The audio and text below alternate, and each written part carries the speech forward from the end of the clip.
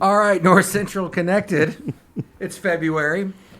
We're doing this kind of a little out of sorts because I know that we're missing one person, and we're not. It's not the happiest of circumstances, but we have good news. So that's what's. I'm happy. Okay, well, good. All right. My name is Justin Jaggers. I'm your media specialist. I'm joined by J.D. Cox, our Director of Safety and Loss Control. Good to be here. And our CEO and General Manager, Kevin Doddridge. Good afternoon. And we are here to just discuss the nastiness that was February 3rd and 4th, right? Exactly.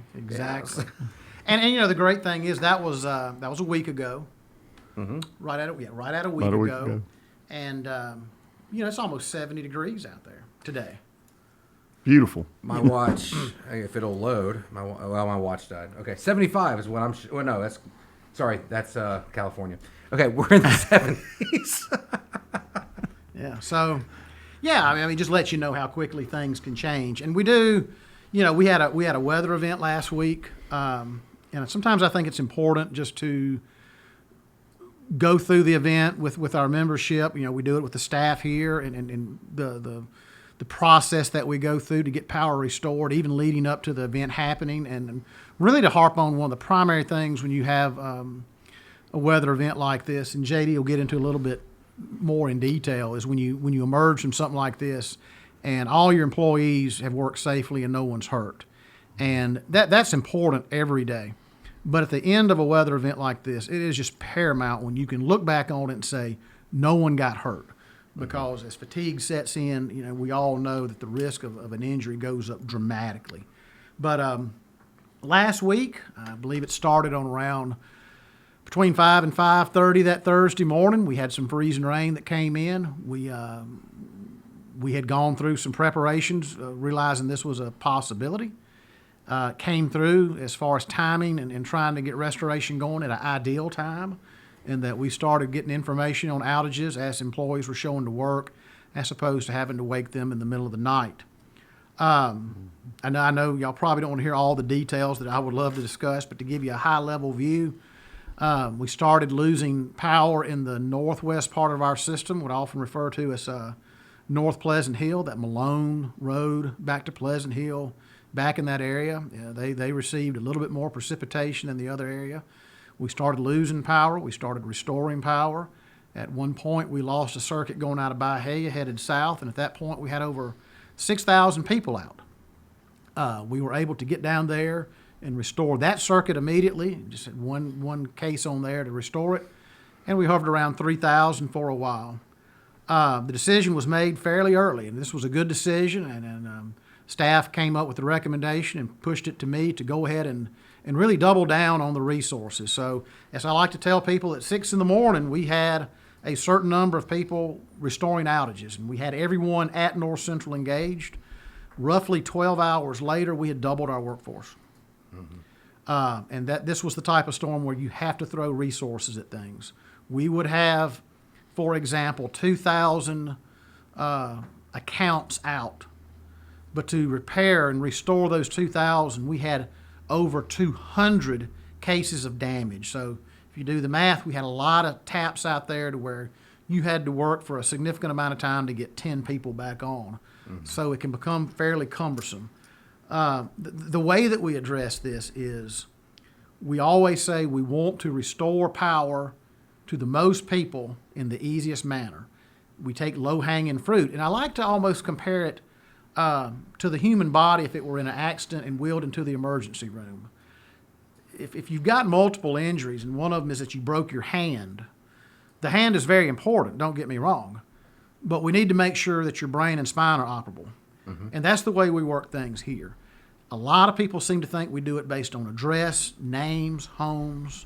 Demographics. Yes, a lot of different things go into the decision making, but the decision is our outage management system tells us where we have one case with the most accounts on it, and then we go there and do that repair work. A lot of these taps you can't get on until you do that other repair work.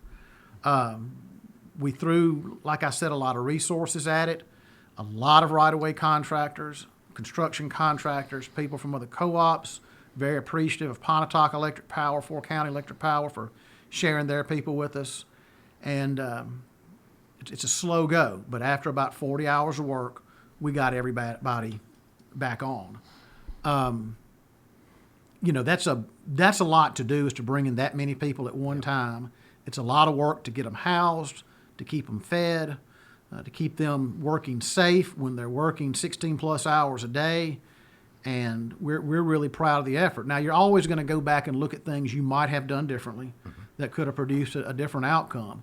But for the most part, we're really pleased. I mean, we were spending, this storm will probably cost us in excess of $500,000. But when you have people doing without in that cold, it's money well spent. Yeah. An issue that we had was the ice came in, and then really the precipitation got out of here fairly quickly. Yep. But the temperatures did not go up. So we did not get a thaw, and I kind of liken it to, this is probably not the best way to put it, but if you remember, there's years ago, children were forced, you put a book in their hand as punishment. Yeah. And it didn't seem like anything, but after a little while, it started getting kind of heavy, and a little heavier and a little heavier. And that's what happened to the system. We got a certain amount of precipitation. We had a certain number of initial outages. But the fact that we didn't get a thaw until the weekend, that pressure was still on the system the whole time. And the wind kept blowing. And the wind, it kept blowing, and then it picked up. So it was really hard to say when the event was over, because even when we got the last power restored somewhere late Friday night to those that we could restore it to, we knew that without a thaw, it's like the storm was still there. Nothing had gone away. The threat hadn't gone away. So that was something that we had to really work with. Things that are tough to deal with in this time is the phone system. Yep. And there's not a silver bullet on this. We work after every storm to try to improve. But if you've got 6,000 people without power, it's a prime time in the morning when they're mostly awake and getting ready to go to work, school, etc. Sometimes you can count on about 1 in 10 making a phone call in. So let's say you've got 600 people calling you at one time. Our system's going to be overwhelmed. Yeah. And that's not including the additional people that may call. Typically, in an event this big, we know, based on where we're seeing the cases pop up, we know that your power's out. There's not a lot you can tell us initially that helps us restore your power. But as the event goes along, that's information that we need. We're going to go through our outage management system and how it interacts with our phone system, try to make sure that it's easy to understand, easy to operate. I've often tried to impress. I can go through the choices, but unless you're a consumer without power, whose anxiety level may be up a little bit, you need to look at it through that individual's eyes to really assess how you're doing it. But all in all, I think the restoration went well. I did not predict it to be over on Friday night. I thought we'd work well into the weekend, and we did. And another thing that people need to know is restoration of power to the individual is really just the beginning. Yeah. The work is going to begin. We're going to be working maintenance on this in all likelihood through the summer. We will have storms and wind that comes through that's going to take broken limbs and knock them into the lines. We're going to try to double down a little bit on right-of-way clearing, but as far as trimming services out, we're probably going to take those on a case-by-case basis and see what the risk is and see what we can do. But it's going to be a lot of work to get the system back to where it was before this. Now, to visit real quickly something, and I said this in the last podcast, and I'm not being critical of anyone, but we've noticed that as time goes along, there's that concern, and I'm not really good about this at my house either, is being prepared for these events. In 1994, we had an ice event that I believe it exceeded, it was close to 10 or 11 days. 11 days, yeah. Terrible event.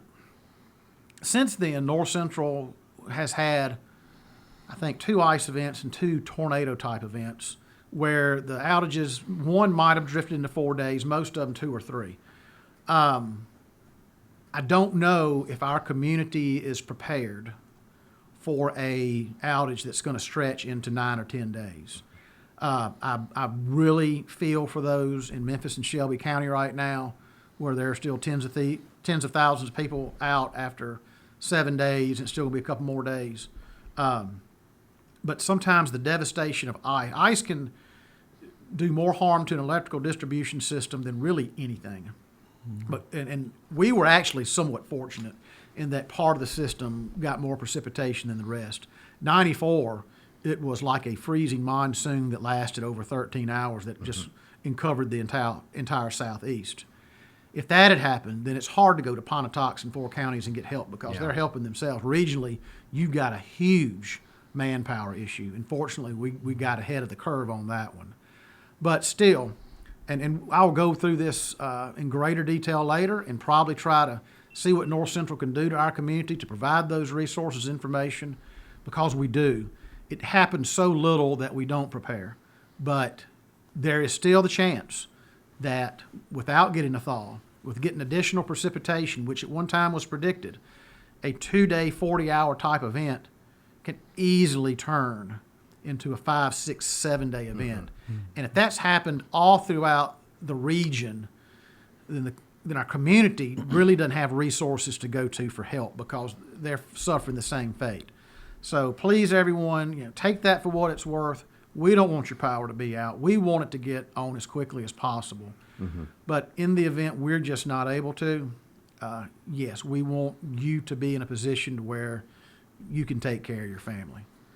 I've thrown a lot together right there, and it's, I almost want to say, so we'll take the next caller and see what the question is, and I'm sure there's a lot of them. But the biggest thing is that the way we address outages, and that we don't go to your home and try to find out what's wrong. We identify damage on our distribution system, starting at the substation going out, and that gets, I know it can be frustrating for people. It gets people back on quicker. One group of employees that I have to pat them on the back is a group that we created and named the Bird Dogs. Folks, I'm telling you, these guys are great. And we heard some complaints because people will say, a North Central truck pulled up in front of my house, a guy got out, looked around, wrote down a note or two, and then he left. That was a bird dog. That guy's doing reconnaissance. He's getting in front of the crews, and he's telling them what he sees. He's reporting back to the office. It's part of an ongoing repair, but also an assessment at the same time. He's telling them what's out there. When the crew gets out there, it's to eliminate surprises. They know what's going on, make sure they've got the correct material, and they know about how long it's going to take them to do the work. The Bird Dogs are a great group of guys. They got out there. They owned these crews. They owned these cases, and I could not be prouder of any group of employee here than I was with those guys. Oh, absolutely. And also, here's my segue. They could spot dangerous items out there. They could see if a tree was down or if it had come down and was propped up against something where it could kick back. They could see this stuff. And I'm not going to ever let this reduce itself in priority. We will slow down restoration to keep someone safe. Yeah. I have worked a storm to where an individual has suffered, 2 individuals has suffered injuries that later on took their lives. We've heard that call across the radio. We know what it does to a community, to a family. And guys, I'm telling you, I know electricity to your home, to your place of business is important. I will not take any shortcut that allows someone to get killed or injured. Will not do it. If that's a fault of mine, then I got to find another line of business. And the great thing is I got a great support staff helping me create and maintain that culture and make sure that it takes place every day. And that's something that JD did all through this storm. Absolutely, and just could not be more proud of the effort. As Kevin said, it's continual improvement. Anytime that we have one of these things, after it's over with, we always look at ourselves and say what we could have done better. But just right off the top, to think about all of the things that go on, and it's really an opportunity for our members to really see all of the work that goes on. A lot of times that they don't get to see, all of the chainsaw and tree removal and, just all of the heavy equipment that has to be brought in for, the poles that may be in a difficult place.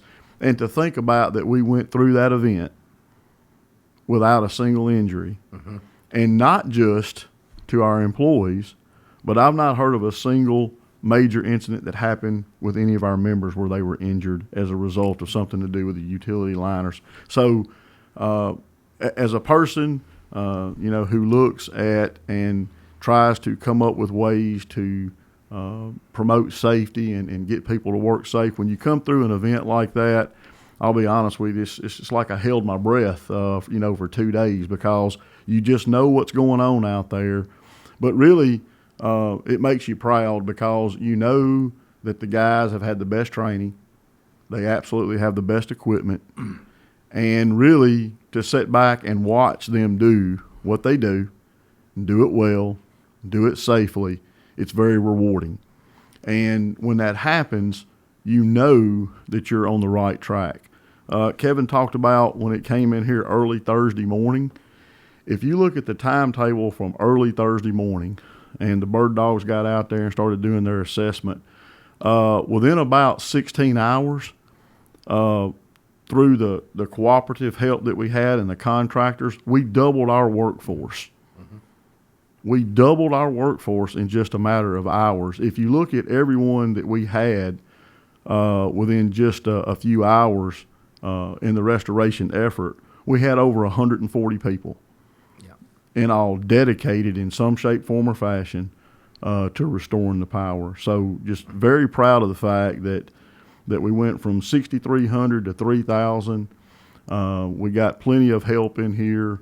Our folks done just a tremendous job, and we marched that number down from 3,000 people, from 3,000 members being out, to everyone that we could get back on that didn't need some type of repair by Friday night. And I think that is proof positive of a local workforce, a local utility that can pull those type of resources in. I mean, with all the supply chain issues, the fact that we had the material to get through that, and our members didn't have to suffer because of something that we did not have. I mean, that is a huge accomplishment right there. Yeah. And really, it highlights, Kevin's talked over many podcasts about all of the extra right-of-way work that has gone on. If you think about the amount of right-of-way work that's gone on in the last 3 or 4 years, and then try to imagine that didn't happen. Oh, yeah. And then an event like that happens. As far as hardening our system, all of the make-ready work that we've done for our fiber lots of load business. Analysis on our existing poles and infrastructure. And Kevin talked about just how devastating ice Who's can this be. Kevin guy? Maybe you do need another line of work. when Kevin talks about just how devastating ice can be, when our lines and stuff are designed, that is the main thing they're designed around is ice and wind loading. That is how important that is to how a system is built. But when you just think about how the system's been hardened, all the poles that's been changed out, all of the right-of-way work that's been done, and then you think about, maybe if that hadn't been done, what could have been. I think it could have been a lot different story. But just very glad for the effort. Could not be happier with how safe everyone worked. Just going out there and seeing a lot of the crews work and seeing the safety and all the things that they were doing, my hat's off to them. Just very, very, very encouraging. Absolutely. And for somebody that was working the entire time behind that desk and watching for social media and messages and trying to give updates to members and the press and everything else, primarily it was just huge support from our communities and everything. We had, I think that every employee that we had here was in some way helping with this restoration, if it was packing sandwiches or answering phones or anything like that. So it's really great to see that kind of coordination. And for somebody that the field that I come from, news, where you go into a room and you see the screens and you see these guys trying to coordinate outages and they're all communicating well and everything else, and it's just like, okay, I'm just here to get a couple numbers and I'll be out of your way, but they were just cranking away the entire time. It's incredible to watch, and we want to thank our members for their patience and their support. The last post that I got to make about this was, we wanted to show the appreciation for our guys that worked 16 hours, worked overnight, worked weird shifts, braved the cold and everything else. I mean, it's incredible work. So Just want to take a second to emphasize to our members, Lord forbid this happen again. Hopefully we're past it or whatever. But whether it's tornadoes, ice, whatever the circumstance may be, please just remember those safety tips. If you see a down power line, please stay away from it. Call us. Let us come out there. Give us the opportunity to make it safe and to get everything fixed and get you back going as quickly as possible. If you do have to use a generator, make sure that you use all of those safety tips. Make sure the generator's outdoors. Make sure it's grounded. Make sure that there's some type of isolating device, isolating switch, so it doesn't backfeed on our guys out there while they're trying to do their work. Just can't overemphasize how important those severe weather tips are. Yeah, and just because you don't see us doesn't mean we're not working. Absolutely. So, all right. Well, I guess that is it from us. I'd like to close out. In North Mississippi, we had a terrible occurrence this year. And if we could, I'd like to close the podcast with a moment of silence for Mr. Henry Watson, an employee at City of Holly Springs, who, in the line of his work, lost his life when he came in contact with the energized line. Regardless of circumstances, it's tragic. It's tragic, the loss to the city, the community, the utility, and to his family. So let's close this podcast on that.